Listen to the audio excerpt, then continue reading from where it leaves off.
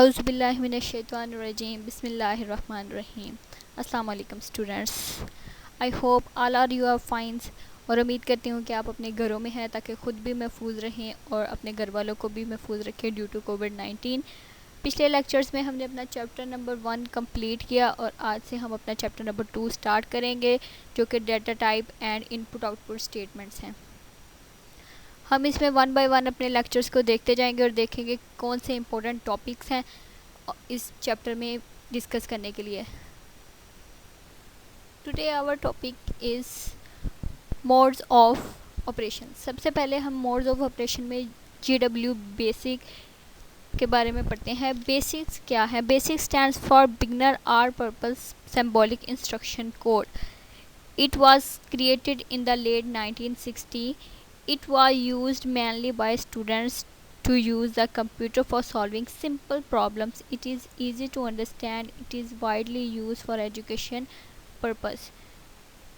JW base एक ऐसी language है जो कि स्टूडेंट्स के लिए बनाई गई ताकि वो अपने प्रॉब्लम्स को इजी मेथड के मुताबिक इनको सॉल्व कर सकें और इसको यूज़ करते हुए अपने प्रोग्राम को अंडरस्टैंड कर सकें, और ये एजुकेशन पर्पस के लिए ही बनाई गई थी। इसको हम डिटेल से जानेंगे। JW बेस हमारे पास दो हमें मेथड्स देता है, डायरेक्ट मेथड और इनडायरेक्ट मेथड, जिनको हम डिटेल से जानेंगे। डायरेक्ट मेथड क्या करता है? Direct method JW base commands are executed as they are typed. Results of algorithms and logic operations can be displayed manipulately, but the commands themselves are most after execution. This model is useful for debugging and for quick operations that do not require to the complete program. JW base हमें direct method में क्या करवाता है कि हम इसमें arithmetic operations और logic operations को देखते हैं। ये उनके मुताबिक हमारे पास काम करता है। इसमें हम डिबगिंग के प्रोसेस को देखते हैं कि डिबगिंग करना इसके ज़रिए कैसे आसान है, किस तरह हम इसको मेंटेन कर सकते हैं, और एक लंबे अरसे के बाद इसको एग्जीक्यूट करने के लिए ये हमारे पास अच्छे तरीके से इसको मेंटेन कर सकता है। क्विक रिस्पांस देता है, बहुत ही एफिशिएंट मेथड है। इसके मुताबिक अगर हम चलते हैं तो हम अपने प्रोग्राम को बहुत बेहतर तरीके से एग्जीक्यूट कर सकते हैं। और दूसरा है हमारे पास इनडायरेक्ट मेथड। इनडायरेक्ट मेथड में हम प्रोग्राम टाइप्स को यूज़ करते हैं। Program statements are always processed by line numbers and are stored in the memory. The program labeled in the memory is executed into the run commands.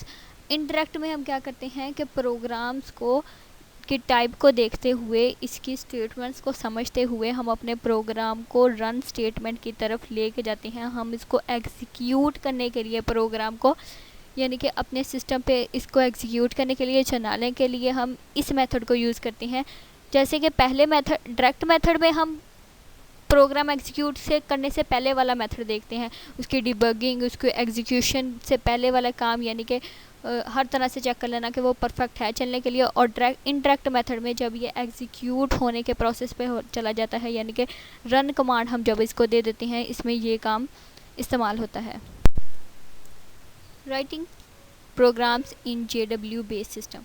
JW base system में हम programme को अगर हम right करते हैं तो इसके लिए हम इसको क्रिएट करना है, एडिट करना है, सेव करना है, लोड करना है और एग्जीक्यूट करना है बेसिक प्रोग्राम्स को। इसमें हम मुख्तलिफ़ तरीके से स्टेप बाय स्टेप इसको चलते हैं, जिनमें पहला है create and save the program, load the program and execute the program. इन तमाम प्रोग्राम्स की ये जो स्टेप है, इसमें हम अपना कोई भी प्रोग्राम, किसी भी तरह का प्रोग्राम, इसको एग्जीक्यूट कर सकते हैं इन 3 स्टेप्स को लेते हुए। First of all we discuss about create and save the program. Create and save यानी कि सबसे पहले हमने प्रोग्राम को क्रिएट क्या करना है। प्रोग्राम क्या चीज़ है? A program is a file that contains specific information और statement for the computer. Computer में हमारे लिए फ़ाइल में मौजूद ऐसी स्टेटमेंट्स होती हैं, ऐसी इंस्ट्रक्शंस होती हैं जो कि हमें पता देती हैं कि कंप्यूटर को में कैसे इसको चलना है, इस प्रोग्राम में कैसे हम इसमें वर्कआउट करेंगे। In JW based program lines have the following format line statement. जो हम अभी बयान करेंगे उसमें हम क्रिएट करने के लिए किसी भी प्रोग्राम को GW बेस में इस्तेमाल होंगे। लाइंस क्या करेंगी? Line is an unsigned integer in the range from 0 to 65529 and statement is any valid GW based statement।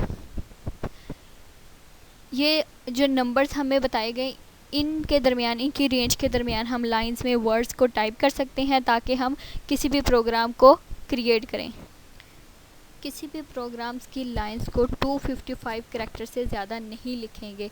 ये एक इसका काम ये भी हो सकता है कि एक लाइन में एक स्टेटमेंट से हम ज़्यादा भी लिख सकते हैं। If so each must of the separated with colon.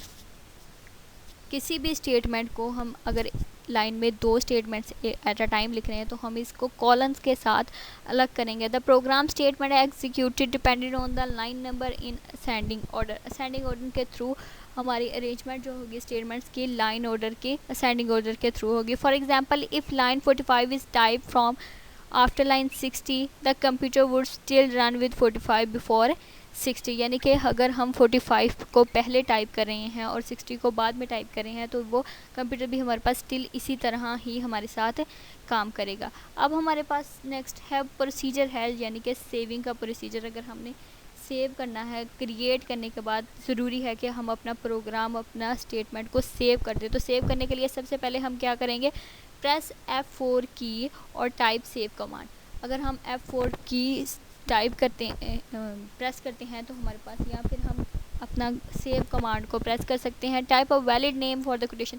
कोई भी नंबर सेव करने से पहले वो आपको एक विंडो आइकन दे देगा, उसमें लिखा गया, उसमें आपका नाम पूछेगा उस प्रोग्राम के मतलब। बेहतर होगा कि उस प्रोग्राम के मतलब ही हमारे पास नाम लिख दें और डायरेक्शन पूछ लेगा कि कहाँ आप इस प्रोग्राम को सेव करना चाहती हैं। तो आप ओके का बटन दबाए तो ये हमारे पास प्रोग्राम सेव हो जाएगा। The second step is load the program. Loading the program refer to bring it into memory for secondary storage device such as hardware। हमारे पास कोई भी कंप्यूटर में डाटा सेव है तो हमारी हार्ड डिस्क में सेव होगा। अगर हम चाहते हैं कि हम अपने एक प्रोग्राम को क्रिएट करने के बाद, सेव करने के बाद लोड करें तो वो हमारी हार्ड डिस्क से डाटा को उठाएगा, यानी कि लोड करेगा हमें एग्जीक्यूट करवाने के लिए। इट कैन बी यूज्ड, ये इसीलिए ये हमारा जो दूसरा स्टेप है इसी के लिए यूज़ होता है। इनके लिए फॉलो करने के लिए हमारे पास डिफरेंट स्टेप है। सबसे पहले प्रोसीजर क्या करेंगे, प्रेस द F3 की और टाइप लोड। हम या तो F3 की को टाइप कर सकते हैं या फिर लोड कमांड को प्रेस कर सकते हैं। Type the name of execution file and press inter की। F3 दबाने के बाद जो रिक्वायर्ड फाइल हमें चाहिए उसका नाम टाइप करेंगे और इंटर करेंगे तो हमारे पास वो रिक्वायर्ड फाइल हमारे विंडो में ओपन हो जाएगी। लेकिन अगर हम कोई इनवैलिड, यानी कि अगर हमारे पास फाइल एग्जिस्ट ही नहीं करती, हम उसका नाम टाइप किए जा रहे हैं, नेम टाइप किए जा रहे हैं मुसलसल, तब वो हमें मैसेज देगा कि ये फ़ाइल एग्जिस्ट करती ही नहीं है, आपके कंप्यूटर में है ही नहीं। तो ये एक मैसेज डिस्प्ले कर देगा आपकी कंप्यूटर स्क्रीन पे। सेकंड वन, अगर हम कोई डिफ़ॉल्टेड एक्सटेंशन जो है हमारी GW बेस की वो है .bas। कोई भी फाइल अगर हमने सेव की है GW बेस की तो .bas के साथ सेव होगी। इससे भी हमें आसानी से पता चल जाएगा ये किस टाइप की फ़ाइल है और किस डॉक्यूमेंट्स की बनी हुई है। अगर तो हम अपनी फ़ाइल का एक प्रॉपर वे, यानी कि सेव करने से पहले उसकी लोकेशन नहीं बताते हैं कि वो कहाँ पे सेव होगा, तब ये हमारे लिए मुश्किल होगा, हम उसको फाइंड आउट नहीं कर सकेंगे। तो जो सबसे पहले सेव के दौरान GW बेस की विंडो जो भी खुली होगी वो उसमें डिफ़ॉल्टली सेव हो जाएगा। Today our topic is modes of operation. सबसे पहले हम मोड्स ऑफ ऑपरेशन में GW बेसिक के बारे में पढ़ते हैं। बेसिक्स क्या है? Basic stands for beginner are purpose symbolic instruction code.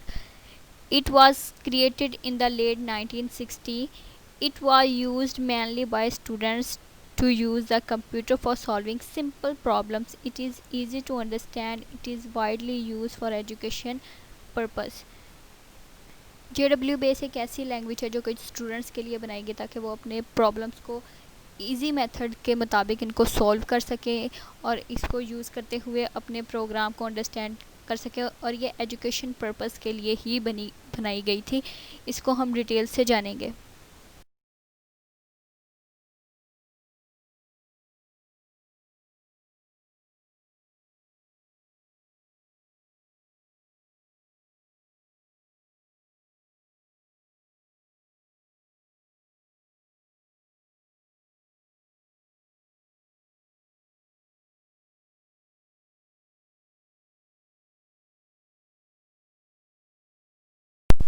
Topic के लास्ट पे हमारे पास है स्ट्रक्चर ऑफ बेसिक प्रोग्राम।